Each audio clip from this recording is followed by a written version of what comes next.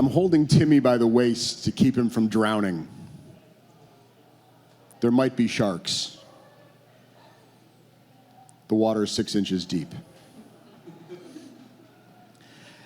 So after I graduated with my degree in wildlife biology from good old Clemson University, not having a clue what I was going to use that degree for or where I was headed in life, I took a job doing environmental education with a company out in California. Never been west of the Mississippi River. But I found myself on Catalina Island, about 20 miles off the coast of Los Angeles, working with different school groups, new group every week. And we were working with some interesting groups. We had gang kids, Orthodox Jewish schools, a North Hollywood school that included Fred Savage. Interesting folks. And then this school came out from San Juan Capistrano. You know Capistrano, it's where the swallows come back every year. Nice little seaside community. All these kids grew up right by the ocean. They're beach kids. And one of our activities was snorkeling.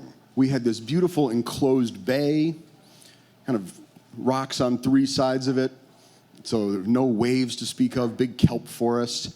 That was the activity all the kids wanted to do.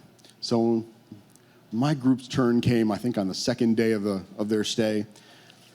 We all went down there, everyone got on their wetsuits, and off they went into the water. Except Timmy, who was sitting back on the beach, and we kind of didn't notice that he was back there. Well, Timmy, why aren't you out in the water with everybody else? Well, Timmy tells us that his mother won't let him go in the ocean because the ocean is very dangerous. I can't imagine this. You grow up in a beachside town and you're not allowed in the ocean? It blew my mind. And through the rest of my career, I've come across this again and again. I know plenty of kids who've been told not to touch anything because every plant is poison ivy. You laugh, but it's really a problem. We're teaching our kids a lot of the wrong things. So Timmy and I are on the beach, looking at everybody else out there having a good time. And I'm an environmental educator. I've got to change this situation. I've got to get Timmy into the water. I said, how about we just go sit over here in this water where it's 6 inches deep?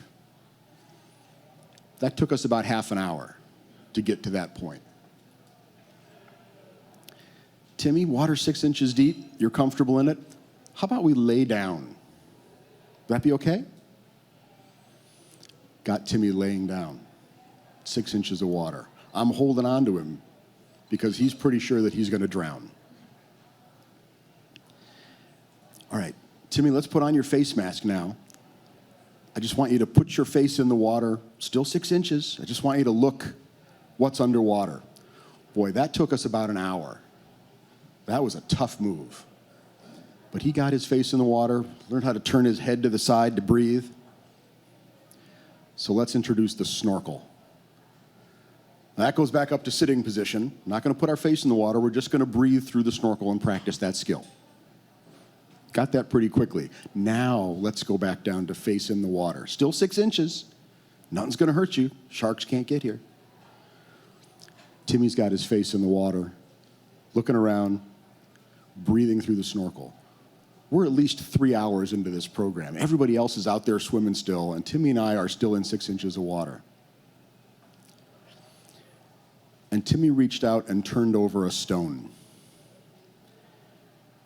And about a 2.5-inch long rockfish came jetting out from under that stone right past his face, and I thought, that's it, it's over. And Timmy surprised me. That 2.5-inch fish was what Timmy needed, because Timmy followed that fish out into the deeper water. Didn't ask me, he was just gone. Out into the kelp. There were sea lions swimming around the kelp. There's big orange Garibaldi fish. The bottom is covered in sea urchins and sea stars and big abalone shells. And Timmy's out there enjoying it all. I'm still back in 6 inches of water. That was where I was supposed to be. And we spent the day out there, and when it came time for dinner, my fellow staff and I, we physically had to go out and corral him and drag him back to shore.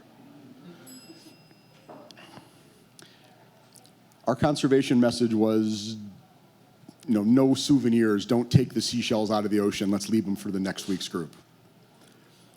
But at the end of the week, that school group was standing on the dock waiting for their boat.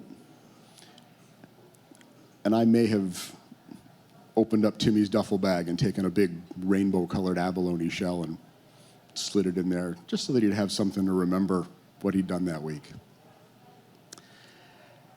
Now, the great naturalist John Muir said that his goal was to be a window through which other people could see the natural world. And certainly that's been a career goal of mine in 25 years in environmental education. But I wasn't a window that day. But I did open a door.